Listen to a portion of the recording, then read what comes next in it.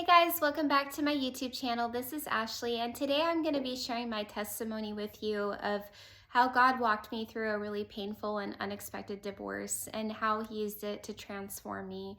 So, we were married for about 5 years, and our marriage was pretty rushed in how we got married. We met overseas in Korea at Osan Air Base, and we both already had follow-on assignments to different places. So in order for them to station us together, we basically had to get married there together. So needless to say, we got married really quick, and it was just from the beginning.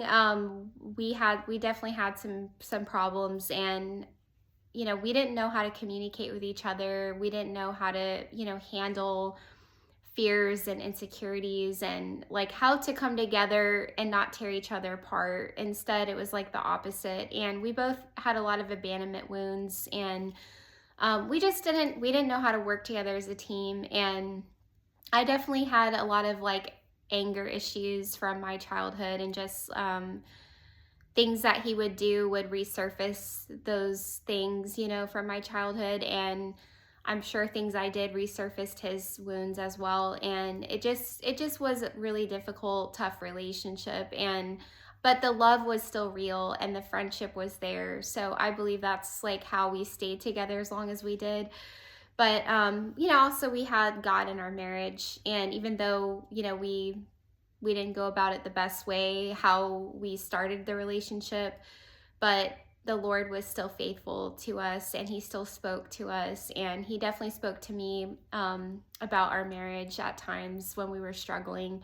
So, anyhow, we got stationed to Virginia in the States. And, I would say like after a couple of years, it seemed like things kind of like died down, and like we were more like normalized in our relationship or our marriage. And I had given birth to our son in 2018, and then I was a stay-at-home mom at the time. I was still in the reserves though for the Air Force. And eventually in 2020 my husband deployed, and I was pregnant with our daughter at the time. And yeah, I mean, the Lord had been preparing me for this because there was like certain encounters I had with the Lord prior to this happening. But He basically told me He didn't want to be with me when he was deployed. And it definitely was a shock to me, though. I wasn't expecting it. It wasn't what I wanted. But I think I kind of knew, like in the marriage, I could feel Him like pulling away, or like that He wasn't like fully there in a sense. And I think part of it was like we weren't growing together. I thought that maybe He was like following the Lord, but I think, there was some things going on in the background that I didn't know about. And I was more focused on my relationship with God. So we basically just, it just went like that. And I know that I made mistakes in our marriage, and I was willing to take accountability for that. And I did take accountability for it. But I, had hope that He would want to like work on the marriage, and He wasn't willing. He'd already made up His mind. So that part was really devastating too, because I just didn't have any control or say over that. Like, it was like a done deal. And I think it just took me a long time to accept that myself, because I had to work through that process of healing and forgiving myself for the mistakes that I had made in the marriage. And being able to accept that, his decisions is about him, not necessarily about me. And even though I know I did do things wrong, it doesn't mean that he couldn't have made a different decision than what he made. So I think that part was hard for me, but it took me quite a while to accept it. And they say grieving process is about 2 to 5 years. That's like a healthy norm for grieving. So I think it took me about that much time, to be honest with you, especially when you have children with somebody. That always makes it more complicated. But yeah, I'm trying to be careful how much I share here, but enough to where you understand like what I dealt with.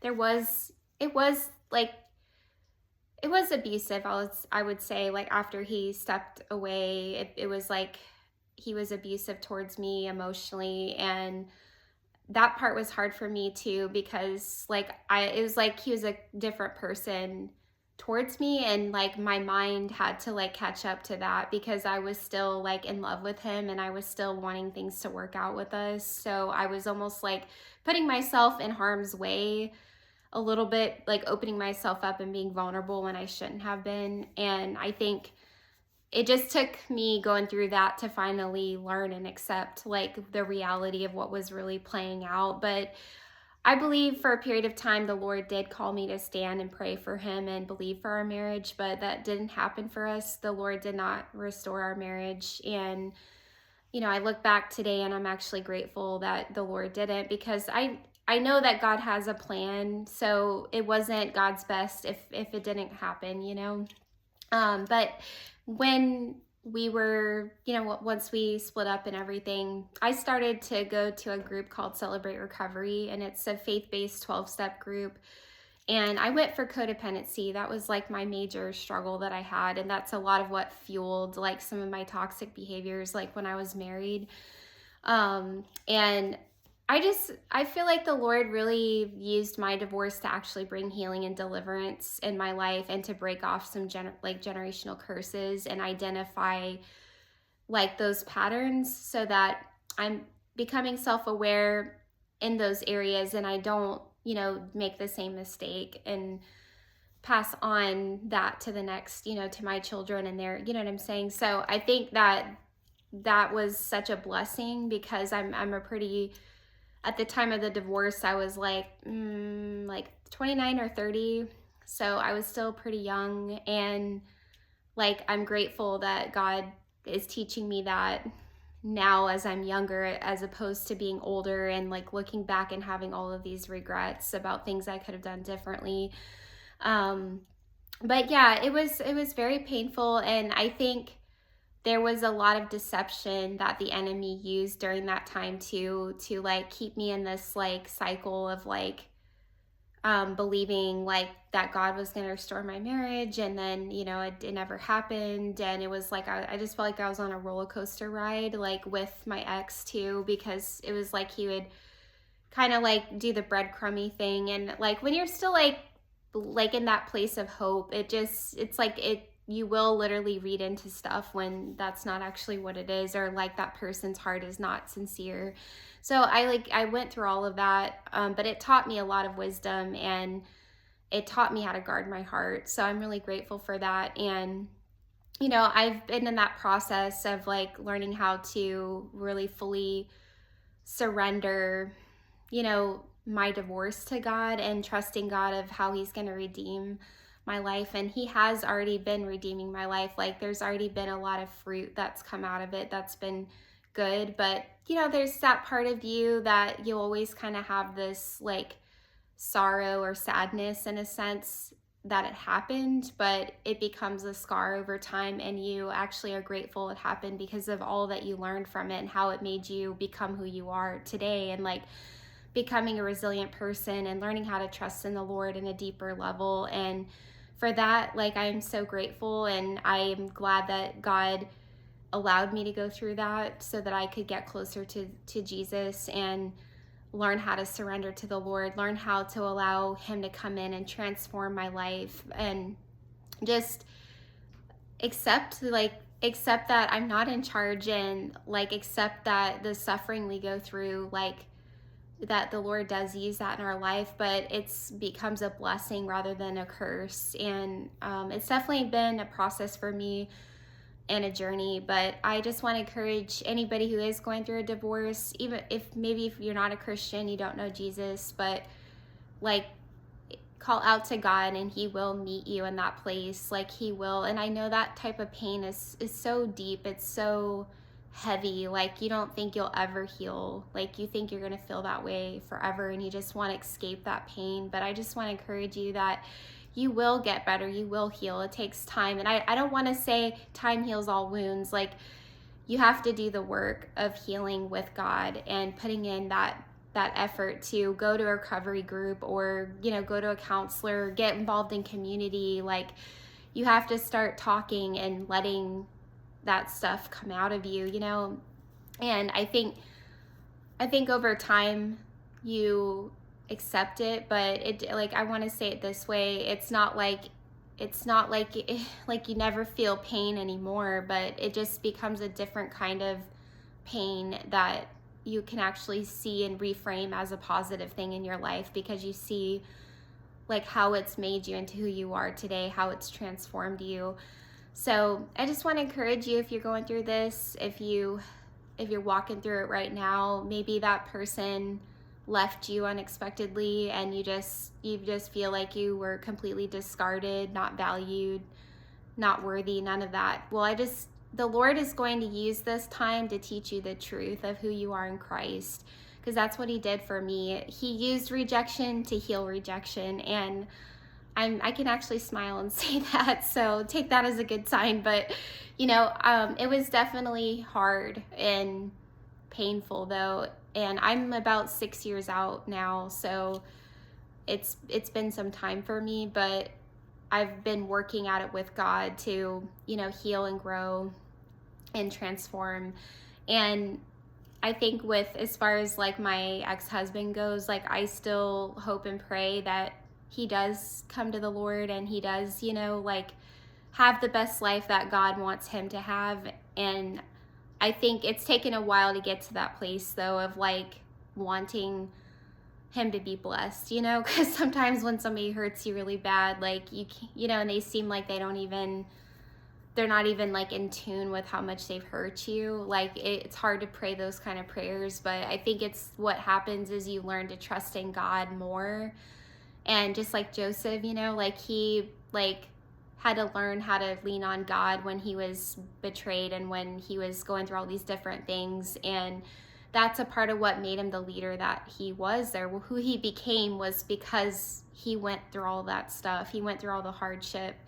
And it's really hard, especially when it's somebody so close to you, like a family, and maybe been betrayed by a close family member or a friend. I don't know the particulars, but any type of betrayal can be so hard to walk through, you know, because it just, what it does is it shakes you to the core about what you believe about yourself, what do you believe about God, like what do you believe about people.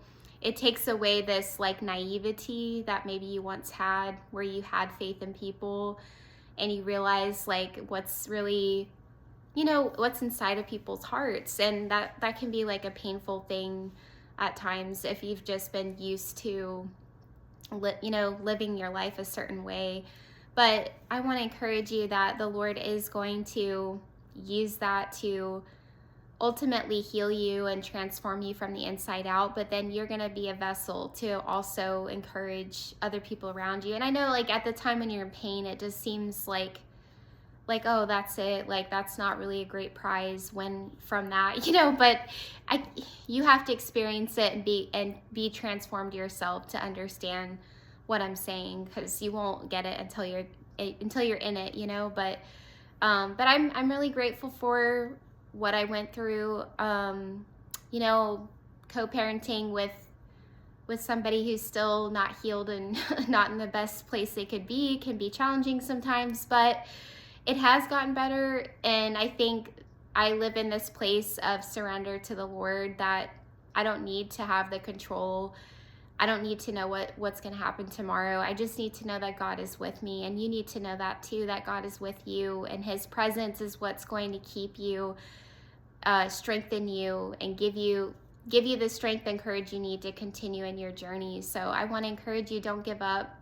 And you will get through this, and the Lord does have great plans for you and for your life. He has great purposes in store for you, and just keep on believing. Don't give up, but also put your faith to action. What is God asking you to do in this season of your life? What does he want to grow you in? What does he want to teach you?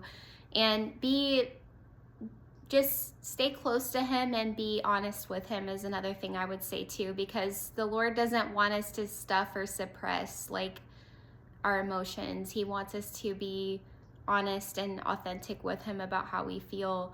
That's part of how we heal. And but again, just coming into his presence and being you, being authentically you, and telling him exactly how you feel, and then plugging into your community around you, just staying in that place where you aren't isolating yourself, because I think sometimes that's a temptation when you're going through a lot of pain, is just to isolate, disconnect from people. But the Lord really wants you to, you know, turn to him, but also do turn to people as well, and pray about who to open up to, who you can trust. And there are people there. I went through quite a few groups. I mean, I went through divorce care. I'm still in Celebrate Recovery. I still participate in that. I went through another group that was for if your spouse was unfaithful to you. It's called Affair Recovery. Really excellent program. I didn't even know they had programs like that to help people heal, but they do. And then what other groups did I do? I know that those were the main ones in the beginning that I went to that really helped me. But yeah, I stayed busy. I stayed plugged in. I didn't like give up hope. I just felt like God really was giving me that hope, though, that it was a part of my preparation to get me to where he needed me to go. And he's doing that for you in your life right now. And don't you know, you're gonna get mad at God sometimes, because I did. I got angry. You know, I felt like God abandoned me, and I didn't understand, you know, like, but over time you will. And it doesn't mean you'll know everything or have all the answers, but you'll come to a place of peace and acceptance with it, and you'll actually be grateful you went through it. So I just want to share this with you guys. I don't want to like keep on talking about it, because I don't really know what else to say other than, yeah, it was really painful. Not something I would wish on anybody. However, God will use it to transform you and to bring you closer to him, and to also make you a vessel to serve others, and to be able to witness the power of Jesus in your life to other people because of what you went through. So I just want to share this, and I look forward to just connecting with you guys. Like, leave me a comment and let me know, have you been through a divorce? Or are you going through one currently? Like, how can I pray for you? How can I lift you up in this time? And I just want to tell you, don't give up. Keep trusting in the Lord. He's faithful, and he's not going to put you to shame. All right, guys. Well, I love you, and I look forward to seeing you in the next video. Bye.